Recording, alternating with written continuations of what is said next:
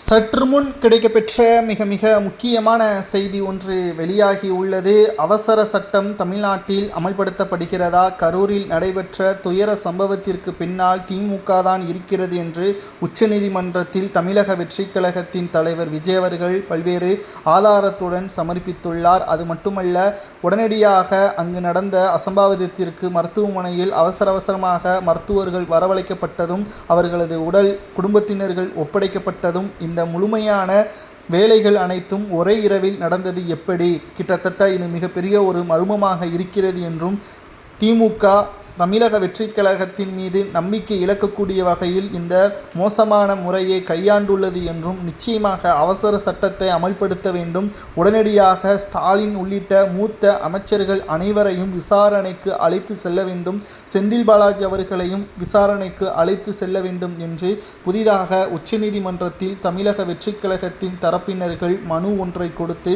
விசாரணையை மேற்கொள்ள வேண்டும் என்று கூறியுள்ளனர்.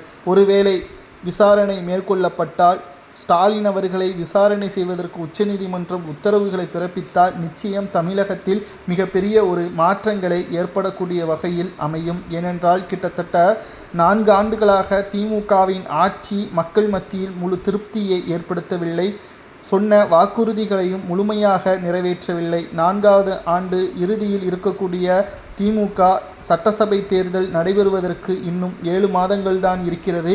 இந்த 7 மாதத்தில் மீண்டும் மக்களை ஏமாற்றக்கூடிய வகையில் புதிய வாக்குறுதிகள், தமிழகத்தில் திமுகவின் ஆட்சியில் செய்த நலத்திட்ட உதவிகள் என்று கூறக்கூடிய வகையில் பல்வேறு மோசமான செயல்பாடுகளை தான் திமுக மக்களிடம் கொண்டு செல்லும். ஆனால் யாரும் எதிர்பாராத வகையில் விஜய் அவர்களது கட்சி திமுகவிற்கு மிகப்பெரிய ஒரு சிக்கலை ஏற்படுத்திவிட்டது. ஏனென்றால் மக்களவை தேர்தல் முடிந்த பிறகு 200 தொகுதிகள் வரை வெற்றியடைவோம் என்று கூறி வந்த திமுக தற்பொழுது டெபாசிட்டை இழக்கக்கூடிய நிலைமைக்கு உருவாகியிருக்கிறது.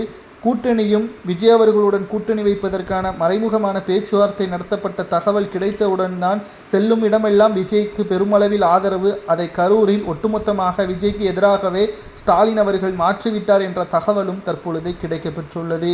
தாவேகாவினர்கள் கொடுத்த ஆதாரங்களின் அடிப்படையில் ஸ்டாலினுக்கு எதிராக அமையுமானால் அவசர சட்டம் தமிழ்நாட்டில் அமல்படுத்தப்படும், இதனால் தமிழ்நாட்டின் ஆட்சியை கூட மாற்றங்கள் ஏற்படலாம் என்ற தகவலும் சமூக வலைதளங்களில் வைரலாக பரவி வருகிறது. பொறுத்திருந்து பார்க்கலாம். திராவிட முன்னேற்ற கழகத்தின் ஆட்சிக்கு சிக்கலை ஏற்படுத்தக்கூடிய வகையில் திமுக நிச்சயமாக செய்திருக்காது. அப்படி செய்திருந்தால் தமிழக மக்களுக்கு மிகப்பெரிய ஒரு துரோகத்தை ஸ்டாலின் செய்திருப்பார். நிச்சயம் அடுத்த வரக்கூடிய தேர்தலில் முழுவதும் தோல்வியை மட்டும்தான் இதன் மூலம் பெறுவார் என்ற தகவலும் கிடைக்கப்பெற்றுள்ளது.